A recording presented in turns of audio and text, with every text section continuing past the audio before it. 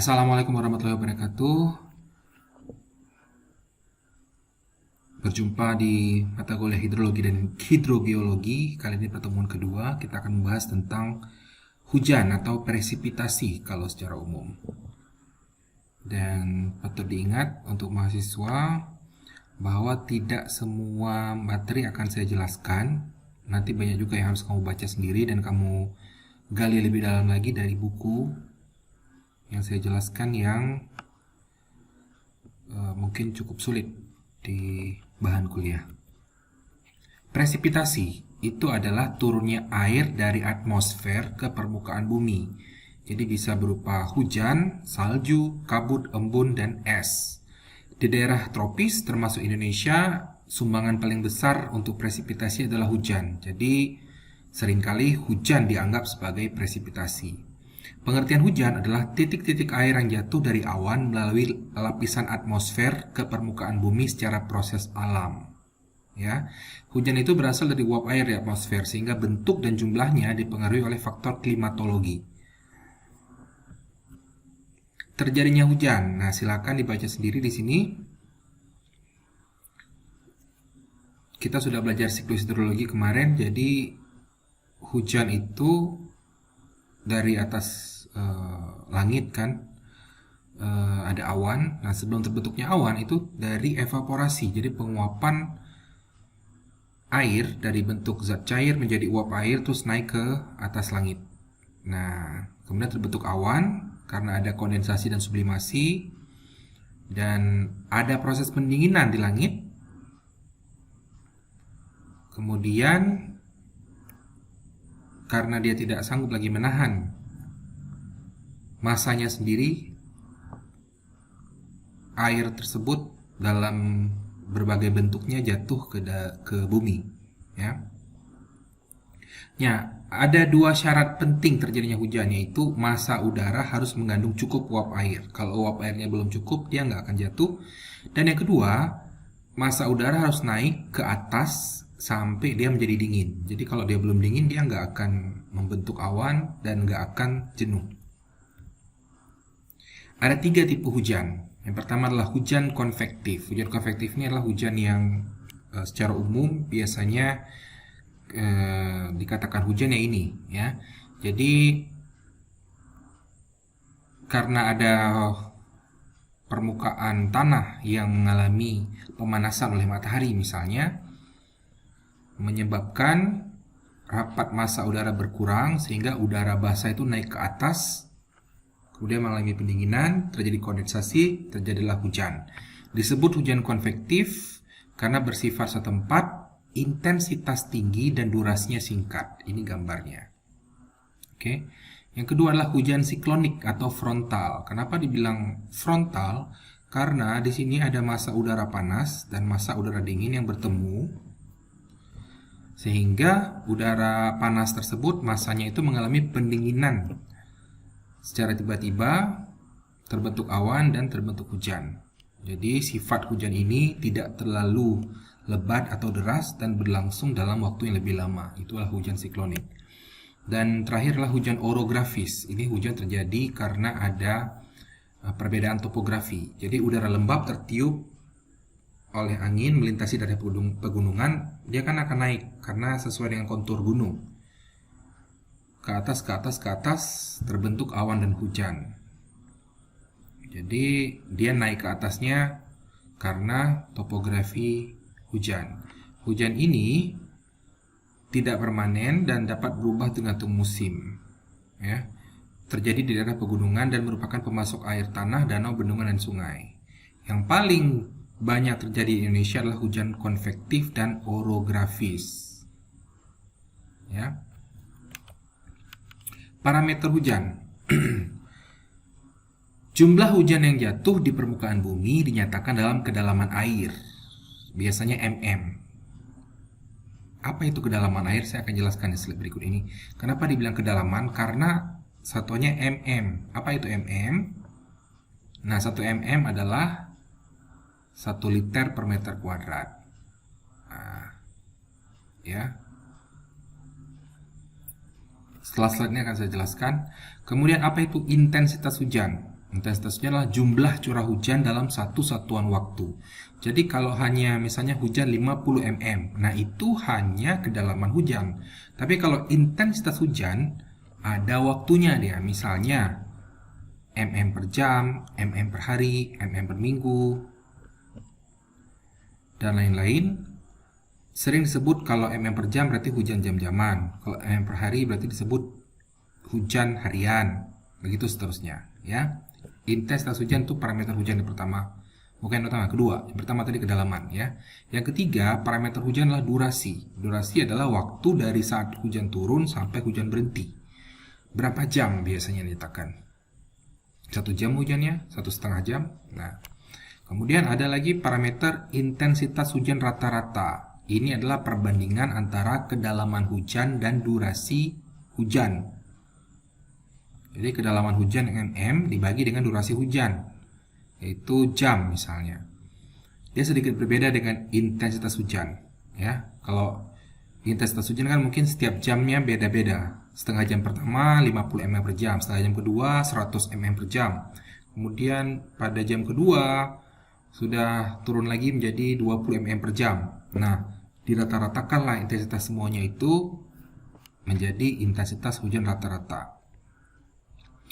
Contohnya, hujan 5 jam durasinya ya, kedalamannya 50 mm. Berapa intensitas hujan rata-rata? Ya udah, 50 mm dibagi 5 jam dapatnya 10 mm per jam. Itu rata-rata, tapi yang sebenarnya terjadi belum tentu. Seperti itu, ya. Kan 5 jam nih. 10, apakah dia terjadi 10 mm per jam setiap jam? Belum tentu. Ya, mungkin di jam pertama lebih deras, jam kedua lebih deras lagi, jam 3 sudah mulai menurun. Tapi kalau dirata-ratakan 10 mm per jam. Nah, kalau ada hujan 5 menit, kedalamannya 6 mm, intensitas hujan berapa dong? Nah, tinggal dibagi 6 mm dibagi durasi waktu. 5 menit ini dibagi dulu ke dalam jam. 5 per 60. Ya, jadi 6 dibagi 5 per 60 dapatnya adalah 72 mm per jam. Nah, untuk daerah tangkapan kecil atau das kecil perlu ditinjau durasi hujan yang sangat singkat, misalnya 5 menit, 10 menit dan sebagainya. Untuk daerah tangkapan yang besar sering digunakan durasi hujan yang lebih lama, misalnya 1 hari, 2 hari dan seterusnya. Ini dia penjelasan tentang kenapa dinyatakan dalam mm. Ya, itu untuk memudahkan. Sebenarnya dimaksud mm itu adalah 1 mm 1 liter per meter kuadrat. Maksudnya adalah 1 liter air hujan jatuh di atas area seluas 1 meter kali 1 meter. Jadi kalau ada luasan 1 meter kali 1 meter, kamu tuang air 1 liter, maka secara merata ya, maka itu dikatakan hujan 1 mm atau 1 liter per meter kuadrat. Nah, kita buktikan rumus ini. Benar nggak? 1 mm itu adalah 1 liter per meter kuadrat. Yang kuning kita lihat ya. 1 mm ini itu adalah 10 pangkat minus 3 m. Ya, atau 0,001 meter. Kalau dibalik berarti 1 meter adalah 1000 mm. Kemudian yang warna yang ini 1 liter per meter kuadrat. 1 liternya kita jabarkan. 1 liter itu adalah 10 pangkat min 3 meter kubik. Atau kalau dibalik 1 meter kubik itu adalah 1000 liter ya. Kita lanjutkan dulu. 1 liter sama dengan 0,001 meter kubik. Nah, kalau yang kuning-kuning ini sama yang warna aqua ini ya, dimasukkan ke sini dan dimasukkan ke sini menjadi seperti ini ya. Kita lanjutkan. 1 mm digantikan dengan ini 0,01 m. 1 liter per meter kuadrat, 1 liternya itu diganti dengan 0,001 meter kubik. Nah, ini kan meter kubik ketemu sama meter kuadrat. Jadi, terbagilah dia menjadi M saja. Oke? Ini tinggal dilanjutkan. Ternyata benar, sama. Sama-sama 0,001 meter. Sehingga benarlah 1 mm adalah 1 liter per meter kuadrat. Jadi kalau ada kedalaman hujan 50 mm, kamu udah tahu tuh, berarti ada 50 liter per 1 meter kuadrat. Ya. Nah, kita bahas lebih dalam tentang intensitas hujan. Distribusi intensitas hujan sangat penting untuk perencanaan. Ya, suatu daerah itu akan punya nilai-nilai range tertentu intensitas hujan yang mungkin terjadi di daerah tersebut. Misalnya di Indonesia sama Belanda beda intensitasnya. Di Indonesia lebih deras. Ya, di Belanda mungkin tidak sederas Indonesia. Jadi penting ini intensitas hujan untuk perencanaan, untuk menghitung banjir rencana, menghitung ukuran drainase, erosi tanah, dan lain-lain. Dari analisa melalui grafik alat ukur hujan otomatis, jadi ada alat ukur yang secara otomatis mengukur hujan, itu akan dihasilkan data intensitas hujan yang paling baik karena dapat menggambarkan langsung pola penyebaran intensitas hujan daerah di sekitarnya. Kalau di daerah penelitian nggak ada stasiun hujan otomatis bagaimana? Maka terpaksa digunakan rumus pendekatan yang kebenarannya perlu diteliti kembali, dicek lagi bener nggak? Ya, karena hidrologi itu banyak sekali faktor yang mempengaruhi. Sehingga setelah dicek harus di cross check secara kontinu, ya. Untuk hujan yang terjadi selama 5 menit sampai 2 jam, ada persamaan intensitas hujan yang dapat digunakan, yaitu rumus Talbot. Dibilang juga rumus kuadrat kecil atau least square. Intensitas hujan adalah A per T tambah B. I intensitas hujan, mm per jam. T lah durasi atau lamanya hujan. A dan B lah konstanta yang besarnya tergantung pada kondisi daerah setempat. Jadi A dan B ini harus dicari. Hari pertama ada hujan sekian, durasi sekian, intensitas sekian, kedalaman sekian. Besoknya seperti itu, sehingga nanti dari beberapa data yang kontinu dicarilah nilai A sama B yang mewakili daerah tersebut, dan rumus I itu hanya digunakan pada daerah tersebut saja, ya. Nah, ada dua grafik di sini yang menggambarkan hujan, ya. Distribusi hujan sebagai fungsi waktu menggambarkan variasi kedalaman hujan selama terjadinya hujan. Nah, gambar variasi kedalaman hujan selama terjadinya hujan itu dapat dinyatakan dalam bentuk diskret atau kontinu. Ada dua cara. Bentuk diskret disebut sebagai hietograf. Ini gambarnya, hietograf. Atau histogram kedalaman hujan atau intensitas hujan. Ya, dengan pertambahan waktu sebagai absis. Absis itu sumbu X, dan kedalaman hujan atau intensitas hujan sebagai ordinat. Ya, ini ordinat sumbu Y. Jadi hietograf itulah sebuah histogram atau grafik batang menggambarkan kedalaman hujan dengan waktu. Jadi ini hujan jam-jaman biasanya kalau hietograf. Jadi jam 0 sampai ke jam 1 akan turun hujan sekian intensitasnya. Bacanya di sini di sumbu Y. Jam 1 ke jam kedua ini turunnya segini. Begitu seterusnya. Ya. Sedangkan yang kedua, bentuk kontinu itu menggambarkan laju hujan kumulatif. Kumulatif itu berarti nambah. Ya. Sebagai waktu grafik distribusi hujan kumulatif. Ini, distribusi hujan kumulatif. Ya. Durasi hujan sebagai absis dinyatakan dalam persentase. Dan kedalaman hujan juga dinyatakan dalam persentase sebagai ordinat. Nah, jadi ini persen dan persen. Misalnya dalam satu hari terjadi hujan 5 jam. Oke. 5 jam itu berapa total kedalamannya? Misalnya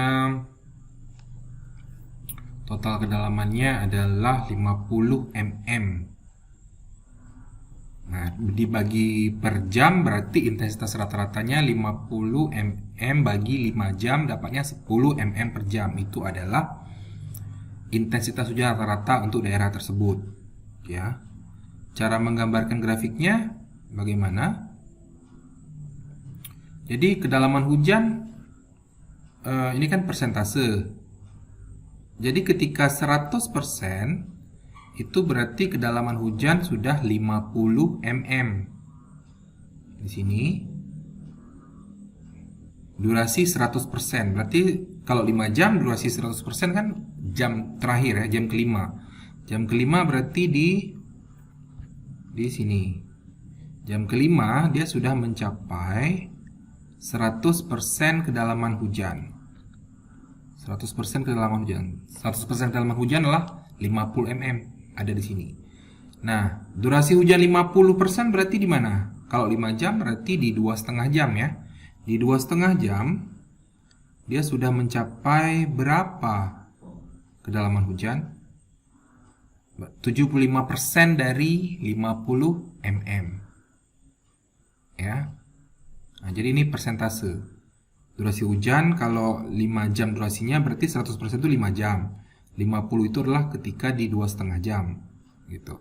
Kedalaman hujan kalau kedalaman hujannya totalnya adalah 50 mm, maka 100% itu adalah 50 mm. Kalau 50%-nya 25 mm. Oke.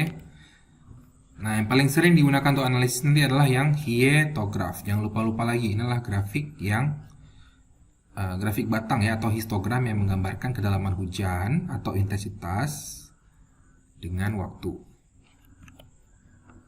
Pengukuran hujan itu ada dua cara. Dapat dilakukan secara langsung. Kalau secara langsung ya, ada dua cara. Satu pakai manual dan satu pakai otomatis. Tapi kalau menampung air hujan, maka hanya dapat diukur di beberapa titik yang telah ditetapkan dengan menggunakan alat pengukur. Hujan yang terukur tersebut mewakili suatu luasan daerah di sekitarnya. Jadi titik-titik kan, kalau kita mengukur kan ada titiknya. Misalnya Kecamatan Syakuala, alatnya di mana? Di Lambugob misalnya. Ya udah, itu mewakili satu luasan. Berapa luas yang bisa diwakili itu tergantung nanti. Di Indonesia, pengukuran hujan dilakukan oleh beberapa instansi. Salah satunya adalah BMG, ya. Dinas instansi ada juga, misalnya PU dan lain-lain. Seperti saya bilang tadi, ada dua alat penakar hujan. Ada yang biasa pakai manual dan ada alat hujan otomatis, penakar hujan otomatis atau automatic rain gauge. Kalau penakar hujan biasa atau manual, dia ditaruh di tempat terbuka, tidak dipengaruhi oleh pohon dan gedung-gedung di sekitarnya. Pengukurannya harian. Jadi misalnya kalau dibaca setiap jam 7 pagi, maka jam 7 pagi hari ini, besok pagi jam 7 lagi, lusa jam 7 lagi. Ya. Dengan alat ini kita nggak tahu intensitas hujan yang terjadi itu berapa. Berapa durasi hujan nggak tahu. Jam berapa terjadinya juga nggak tahu. Yang kita tahu apa? Yang kita tahu adalah kedalaman hujan selama 24 jam ke belakang. Kedalaman hujan itu sama dengan volume air hujan, ya. Jadi kan tertampung. Kita hanya tahu nih selama 24 jam segini air yang terkumpul. Cuman kapan hujannya kemarin? Nggak tahu. Berapa lama hujan terjadi? Nggak tahu. Intensitas hujan juga nggak tahu. Ya. Nah, yang ini yang manual ya. Ini contoh yang manual. Banyak bentuknya. Ini hanya contoh aja. Ada corong, ada keran, kemudian di dalamnya ini kalau yang bawah tanah ya, ini ada corong, ada tabung yang menampung air. Besoknya dihitung berapa air yang tertampung pakai gelas ukur. Kalau alat otomatis ini mengukur hujan secara kontinu. Jadi tahu kita kapan hujannya, berapa intensitasnya gitu. Dan alat otomatis ini ada beberapa macam. Ada jenis pelampung, ada jenis timba jungkit, dan jenis timbangan. Ini adalah mekanisme untuk mencatat aja, karena dia di dalam ini ada grafik. Ini ada kertas grafik. Kertas grafik itu digulung dan ada pena. Pena itu akan mengikuti jumlah hujan. Kalau ada hujan dia akan naik, kalau nggak ada hujan dia akan turun ke 0 mungkin. Dan kertas grafiknya bergerak terus, ya. Jadi dia akan, kalau hujan akan naik, akan tergambar di kertas grafik tersebut. Jadi kita bisa buka kertasnya, kita ambil, kita bisa lihat, oh tanggal sekian, hujan jam sekian sama jam sekian, intensitasnya sekian. Gitu. Jaringan pengukuran hujan. Nah, itu kan ada namanya stasiun hujan. Pos pengukuran hujan, ya. Stasiun hujan itu kan satu titik untuk mewakili daerah sekitarnya. Nah, berapa luas daerah sekitar yang bisa diwakili? Nah, itu ada ketentuannya. stasiunnya harus terdistribusi merata. Ketentuannya di tabel ini ada. Misalnya kalau di daerah beriklim sedang, laut tengah, dan tropis. Kalau kita tropis. Kalau di kota misalnya untuk kondisi normal, itu kan di kota, bukan pegunungan ya. 600 sampai 900 km per stasiun. Kilometer kuadrat, sorry. Jadi untuk satu stasiun kalau ada alat satu, ini bisa radius yang bisa dijangkau sama dia 600 sampai 900 km kuadrat. Boleh punya satu stasiun. Ya. Tapi kalau daerah pegunungan lebih sedikit lagi atau lebih kecil lagi daerah yang bisa diwakili oleh satu stasiun. Dan ini ada yang lain lagi. Kalau pulau-pulau kecil bergunung 25 km kuadrat. Oke. Jumlah optimum stasiun hujan juga dapat dihitung dengan rumus. Jadi kalau hidrologi itu banyak sekali jalannya. Ada pakai WMO, ada pakai persamaan-persamaan dari para ahli. Ini adalah metode penentuan hujan kawasan atau hujan rata-rata. Ada 3 metode ya. Jadi kan tadi ceritanya stasiun penakar hujan itu kan hanya memberikan kedalaman hujan di titik itu. Ya. Misalnya di Banda Aceh. Di Banda Aceh anggaplah setiap satu kecamatan ada satu stasiun hujan, satu titik ya kan. Nah sekarang saya mau tahu kalau dirata-ratakan untuk satu kota Banda Aceh berapa ya. Kan banyak titiknya, setiap kecamatan ada satu, ada 9 kecamatan, ada 9 titik. Tapi kita harus tahu juga kalau untuk satu Banda Aceh berarti kesimpulannya berapa dong ya, apalagi kalau titik-titiknya itu pun berbeda. Nah jadi untuk merata-ratakan dari stasiun-stasiun hujan tersebut, itu namanya menentukan hujan kawasan atau hujan rata-rata. Ada 3 cara. Yang pertama yang paling mudah adalah metode aritmatik atau aljabar. Ya, dia boleh dipakai kalau stasiun hujan tersebar secara merata. Misalnya satu kecamatan satu, boleh. Atau jaraknya itu sama antara satu dengan satu. Distribusi hujan relatif merata pada seluruh das. Jadi misalnya dari satu titik ke titik lain itu nggak terlalu jauh jumlah hujannya atau intensitas hujannya, dan topografinya datar. Kalau di pegunungan mungkin jangan pakai aljabar, pakai metode yang lain. Hujan rata-rata pada seluruh das pakai metode aritmatik ini gampang sekali ya, tinggal dijumlahkan aja di titik 1 di stasiun pengukuran hujan yang pertama, di stasiun pengukuran hujan yang kedua, dan seterusnya sampai berapa dia punya stasiun hujan dibagi dengan jumlah stasiun hujan. Kalau di Banda Aceh ada 9, maka stasiun hujan Kecamatan Syahkuala berapa, ditambah stasiun hujan Kecamatan Kuta Alam berapa, dan seterusnya dibagi 9 kecamatan. Dapatlah itu hujan kawasan. Oke. Nah ini misalnya boleh harian, boleh bulanan, boleh tahunan. Gitu. Misalnya untuk kita perlu untuk hari ini. Maka data hujan hari ini di kecamatan A tambah data hujan hari di kecamatan B dan sebagainya dibagi dengan 9 kecamatan. Maka itu rata-ratanya adalah hujan rata-rata hari ini, hujan harian. Kalau hujan bulanan ya berarti hujan kecamatan 1 bulan di kecamatan A ditambah hujan 1 bulan di kecamatan B dan seterusnya. Nah, ini adalah contoh penentuan hujan kawasan atau hujan rata-rata. Ada 4 titik dan masing-masing itu punya kedalaman sendiri. Pertanyaannya, berapa jumlah hujan bulanan rata-rata 1 das? Ya, yang kita tahu kan titik ini, titik ini, titik ini, titik ini. Tapi untuk kalau kesimpulannya untuk 1 das ini berapa hujannya? Nah, ini adalah hujan bulanan kebetulan contohnya. Jadi tinggal dijumlahkan aja. P1 tambah P2 tambah P3 tambah P4 dibagi dengan 4 karena ada 4 stasiun. Dibagi. Jadi 1050 mm. Bagaimana kalau ada satu titik stasiun hujan di luar das, misalnya di sini? Nah, boleh juga digunakan karena dia titik ini kan nggak terlalu jauh dari das atau daerah sini. Jadi mungkin memberikan pengaruh juga datanya. Dibandingkan aja nanti bagaimana kalau stasiun hujannya 4 atau stasiun hujannya 5 ditambah 1 yang di luar yang dekat sama batas das.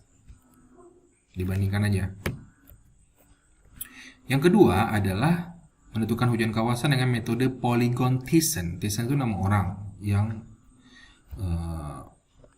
mengemukakan metode ini, dia menggunakan metode poligon. Jadi metode ini memperhitungkan bobot dari masing-masing stasiun yang mewakili luasan sekitarnya. Misalnya kalau kecamatan di Banda Aceh kan beda-beda luasnya, tapi setiap kecamatan itu ada satu. Jadi diperkirakan nih, kalau misalnya di Syah Kuala, karena dia lebih luas daripada kecamatan Jaya Baru misalnya, maka nilai untuk kecamatan Syah Kuala, nilai hujannya itu diperhitungkan bobotnya. Dia lebih luas, berarti dia harus lebih besar bobotnya dibandingkan dengan kecamatan Jaya Baru. Bagaimana caranya? Digambarkan poligonnya. Pada suatu luasan di dalam das dianggap bahwa hujan adalah sama dengan yang terjadi pada stasiun yang terdekat, sehingga hujan tercatat pada satu stasiun mewakili luasan tersebut. Metode ini digunakan kalau penyebaran stasiun hujan di daerah yang dinyatakan tidak merata. Ya. Tapi kalau merata, setiap titik itu jaraknya sama semuanya, itu mungkin lebih cocok rata-rata, metode aljabar, rata-rata aljabar ya. Tapi kalau nanti ada yang kejauhan satu, ada yang gimana-gimana, jadi bisa pakai polygon Thiessen. Hitungan curah hujan rata-rata dilakukan dengan memperhitungkan daerah pengaruh dari tiap stasiun. Hasil yang baik metode ini kalau stasiun hujan tersebar secara merata di das. Ya, maksudnya ini dia boleh tidak merata, tapi semakin merata semakin baik. Distribusi hujan relatif merata pada seluruh das. Jadi daerah ini, daerah satu kota Banda Aceh misalnya, kalau hujan relatif merata, maka hasilnya akan baik kalau pakai rumus atau metode polygon Thiessen dan topografinya datar. Ya. Rumusnya ini dia. P bar, P itu kan precipitation. Jadi P bar hujan rata-rata kawasan itu adalah luas daerah pertama dikalikan dengan jumlah hujan di daerah pertama ditambah luasan daerah yang kedua yang diwakili oleh stasiun yang kedua ini dikalikan dengan jumlah hujan atau kedalaman hujan di stasiun yang kedua, begitu seterusnya dibagi dengan jumlah luasan. Itulah hujan rata-rata kawasan. Nah, yang paling penting adalah di sini kita cara membuat poligonnya dan menghitung luasan yang dipengaruhi oleh masing-masing stasiun. Nah, ini boleh kalian baca, tapi saya akan jelaskan. Ini kan sudah jadi poligon ya. Nah, saya akan jelaskan bagaimana dibuatnya ketika dari awal, dari satu titik. Nah, ini saya jelaskan di tempat yang lain. Saya jelaskan di sini. Nah, ini anggaplah ada 4 titik hujan. Kamu mau menghitung dengan metode polygon Thiessen. Ada 4 titik stasiun. Cara pertama adalah kamu garis setiap stasiun dengan stasiun di dekatnya. Contohnya P3 ke P4. Oke. Kemudian P4 ke P1 ya. Kemudian P1 ke P2. Kemudian dari P2 ke P3. Nah, kita buat poligon. Nah, kemudian saya mau cara kedua, setelah kamu hubungkan masing-masing dengan stasiun di sekitarnya, garis yang udah kamu gambar tadi bagi 2. Bagi 2 tegak lurus. Dari sini misalnya kamu bagi tegak lurus. Anggapnya itu tegak lurus dengan garis itu ya. Dianggap aja. Kemudian garis yang ini tegak lurusnya di mana? Dan bagi 2. Sini misalnya. Tegak lurusnya di situ. Anggap aja itu betul ya. Kemudian ini P2 sama P1 tengah-tengah di mana? Di sini. Nah, tegak lurusnya di sini. Ini boleh kamu perpanjang. Kemudian P3 dan P2 tengah-tengahnya di mana? Nah, itu tarik garis tegak lurus. Nah, selesai kita menggambar poligon. Gampang kan?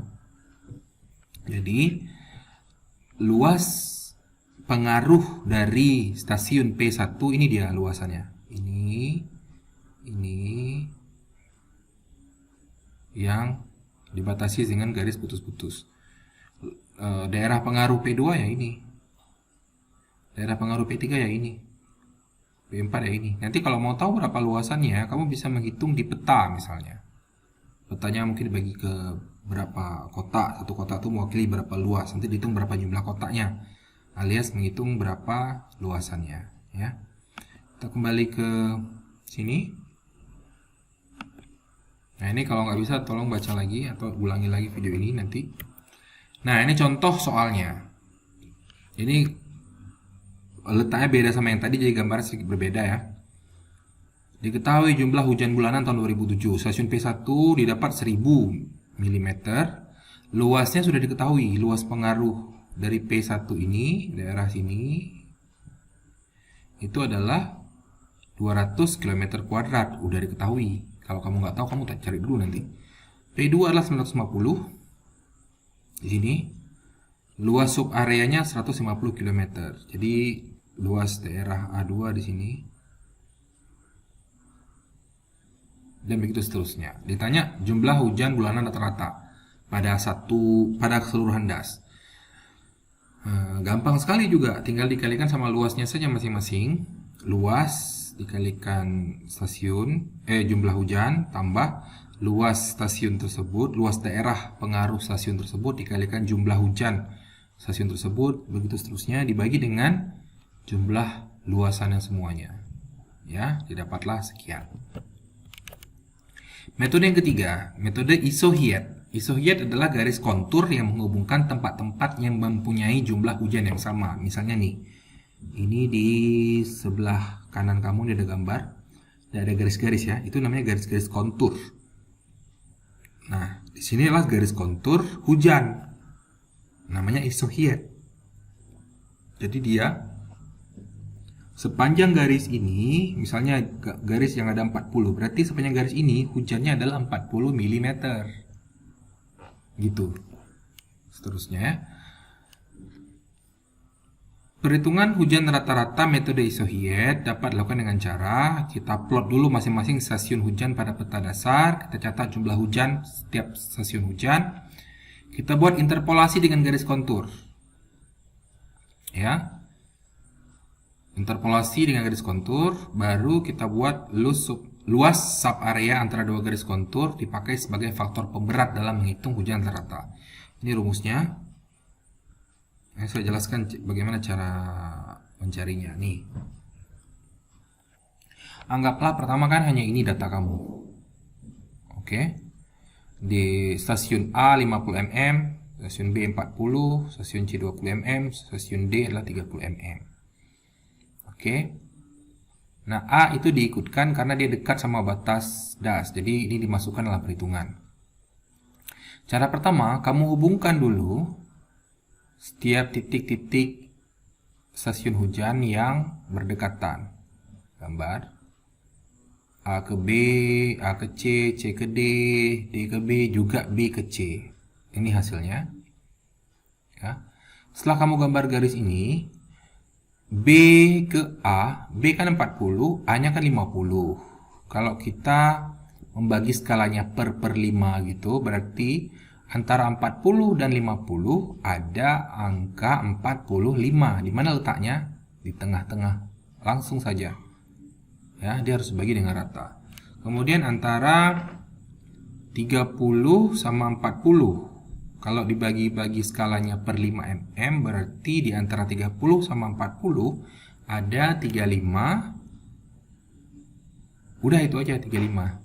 Nah, ini jadi di tengah-tengah ya, ini 40 sama 30 ada 35, kamu tandai. Kemudian dari 20 ke 40, di situ kan ada 25, ada 30, ada 35. Nah, bagaimana caranya? Bagi rata jaraknya, 20 ke 40. 20 ke 25 jaraknya sama dengan 25 ke 30, 30 ke 35, 35 ke 40. Begitu juga antara stasiun C dan A. 20 sama 50. Nah, lebih banyak lagi ya, karena 20 ke 50 kalau dibagi per 5 mm ada 25, 30, 35, 40, 45, dan batasnya 50. Jadi ini dibagi sama rata jaraknya. Nah, ini kan sudah dapat nih angka-angka. Tinggal kamu hubungkan garis-garis yang mempunyai kedalaman hujan yang sama. Misalnya ini 25 kan ada di sini, di tengah-tengah sini, ada di sini dan ada di sini. Tariklah garis itu, tarik garis. Boleh kamu perpanjang sedikit, kira-kira akan memanjangnya seperti ini, sini, ke sini, ke sini, dan tarik garis sampai keluar dari das. 30 di mana? 30 di sini, 30 di sini, dan di sini. Ya udah, tariknya dari sini, tarik, perpanjang dia. 35 gitu, 35, 35, 35. Ya udah, perpanjang aja kira-kira seperti ini garisnya. 40 di mana? 40 sama 40 cuma ada 2 titik, jadi tarik, perpanjang. Di sini juga perpanjang, kira-kira gambarnya itu harus selaras sama garis-garis sebelumnya. 45 sama 45 ada 2. Ya, tinggal tarik aja garis, disesuaikan gitu. Hasilnya seperti di bawah ini. Nah, cara menghitungnya ini rumusnya. Ya. Cara menghitungnya rumusnya agak pusing lihatnya ya, tapi nggak usah pusing. Caranya adalah di sini kan masing-masing garis kontur. Di antara dua garis kontur ini kan ada luasan daerah. Ya, luasan daerah itu adalah A. Contohnya ini. A1, ya luas ini. Luas daerah ini contohnya. Atau mungkin yang ini ya, kalau dimulai dengan 1. Ini. Luas daerah ini. I1 tambah I2 itu apa, Pak? Nah, I1 itu adalah garis hujan yang pertama ditambah garis hujan setelahnya dibagi 2. Nah, misalnya di sini, di garis tengah ini, antara 30 dan 35. Berarti luasan daerah ini berapa? A dikalikan 30 tambah 35 bagi 2. Nah, lanjutkan lagi sebelahnya. Luasan daerah ini dikali dengan 35 tambah 40 bagi 2. Begitu seterusnya.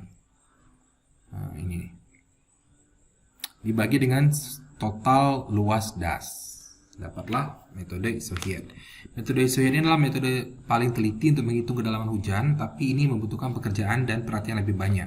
Ya, kamu harus mengukur luasan di antara dua garis, ya kan?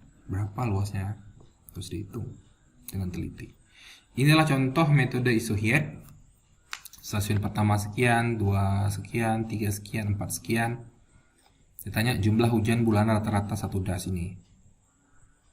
Nah, jadi digambar dulu konturnya. Ini kebetulan sudah digambar konturnya dan sudah diketahui jumlah luasannya. Ya tinggal dikalikan saja. Misalnya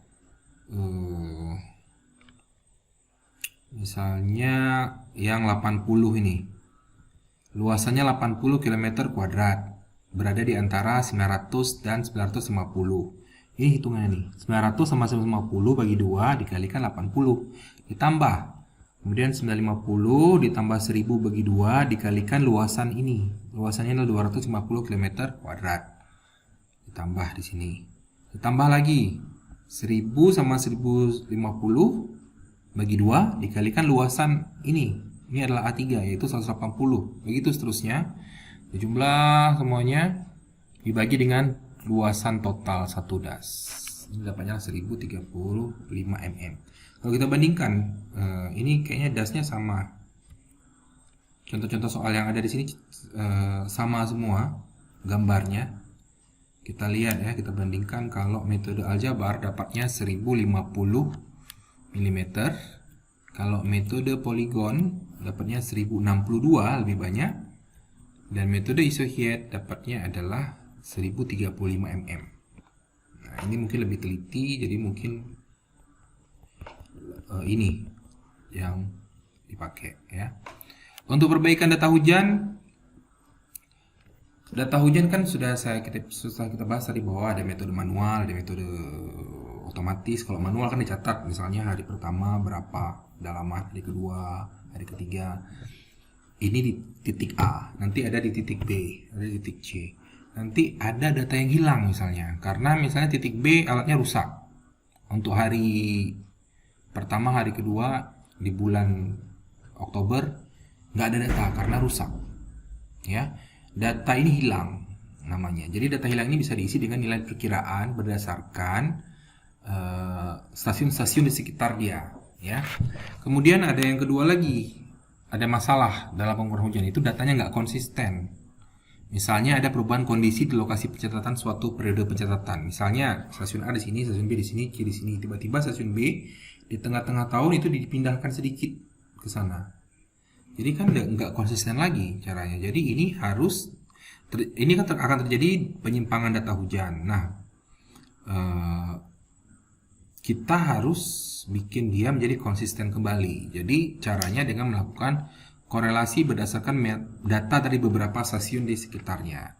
Masalah yang pertama bisa diselesaikan dengan cara ada dua. Data hilang itu dengan pakai metode perbandingan normal, normal ratio method. Cara yang kedua, reciprocal method atau inverse square distance. Nah, masalah yang kedua yaitu data tidak konsisten itu diperiksa dengan double mass curve test. Ya. Nanti kalau kamu perlukan kamu boleh cari di buku hidrologi, tapi kita akan bahas yang ini aja. Yang masalah yang pertama, kalau data hujannya hilang. Inilah metode pengisian data hilang, yaitu dengan metode perbandingan normal. Lihat gambar. Ini ada stasiun X yang datanya hilang. Ini adalah stasiun A, stasiun B, stasiun C, dan stasiun D. Ada jarak masing-masing dari X ke A yaitu LA, dari X ke B adalah LB, X ke C adalah LC, dan X ke D adalah LD. Ya. Nah, untuk mencari data yang hilang di X, ini rumusnya PX per NX. PX adalah data hujan di stasiun X pada hari yang dimaksud dibagi dengan NX. NX adalah hujan tahunan. Jadi kita harus tahu hujan tahunan. Oke. Seper N. N adalah jumlah stasiun di sekitar X. Kalau di sini ada A, B, C, D, ada 4. Seperempat dikali data harian di stasiun yang pertama, stasiun A, dibagi dengan data tahunannya di stasiun A, tambah data harian di stasiun B dibagi dengan hujan tahunan di stasiun B, begitu seterusnya. Nanti ketemu NX ini kan kita udah tahu ya, nggak tahu lah PX. Jadi nanti bisa diselesaikan persamaan ini, dapatlah berapa jumlah hujan pada hari tersebut di stasiun X. Ini untuk hari-hari yang hilang ya. Cara yang kedua, reciprocal method. Cara ini lebih baik karena memperhitungkan jarak antar stasiun. Kalau cara pertama ini, walaupun di gambarnya ada LB, LA itu jarak dari stasiun A ke X atau B ke X, tapi nggak diperhitungkan. Kalau di metode yang ini diperhitungkan jaraknya ya. Caranya adalah ini.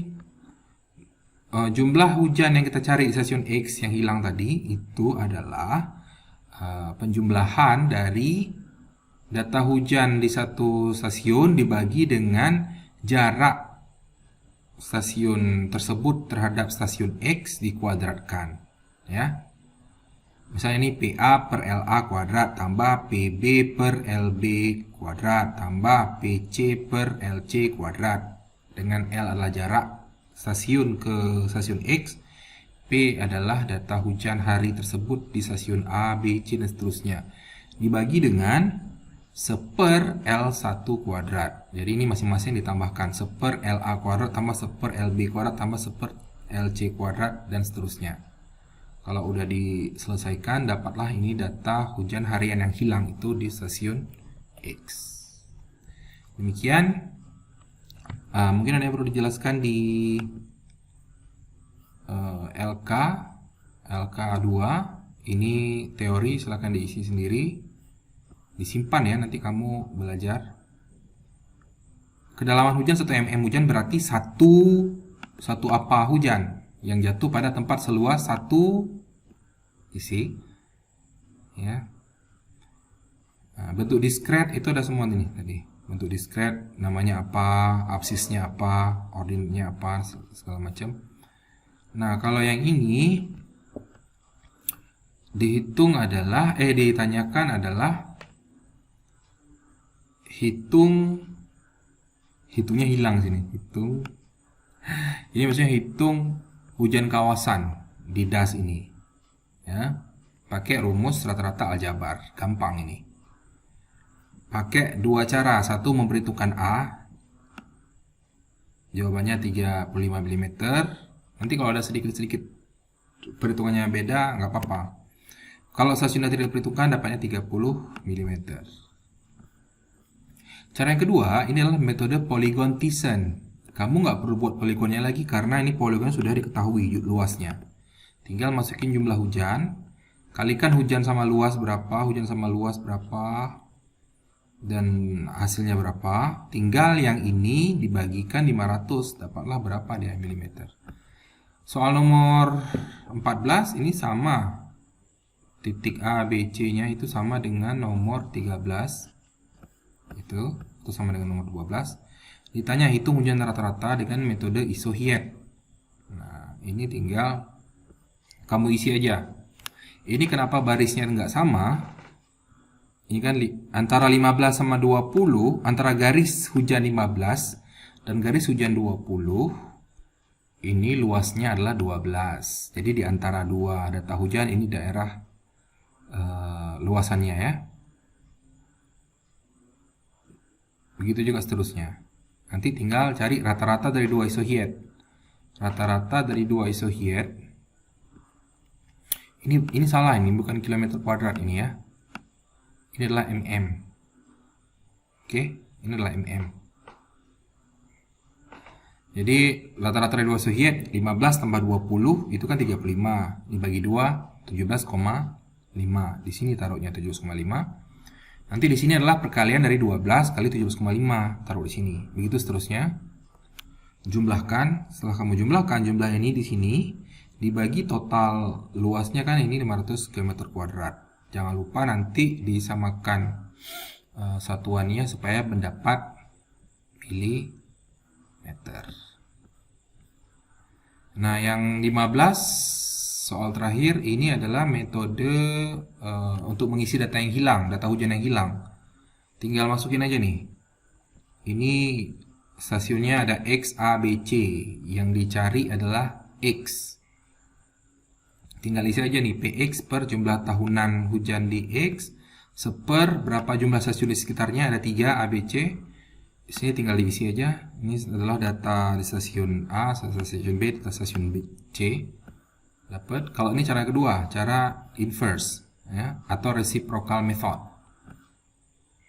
Ini P1 per L1 berarti ini hujan di daerah A dibagi luasan daerah A dikuadratkan, begitu seterusnya. Di bawah tinggal masukin luasannya aja di sini, selesaikan ini. Kuncinya ada di sini. Kalau sedikit-sedikit berbeda mungkin ada yang mungkin salah saya yang hitung, atau kamu ada sedikit tidak sama detail perhitungannya, nggak apa-apa. Misalnya 29,29 dapatnya, ya nggak apa-apa ya. Sekian penjelasan materi perkuliahan kita. Jangan lupa belajar tuh setiap minggu dan LK dikumpulkan H+6 ya. Saya pamit. Assalamualaikum warahmatullahi wabarakatuh.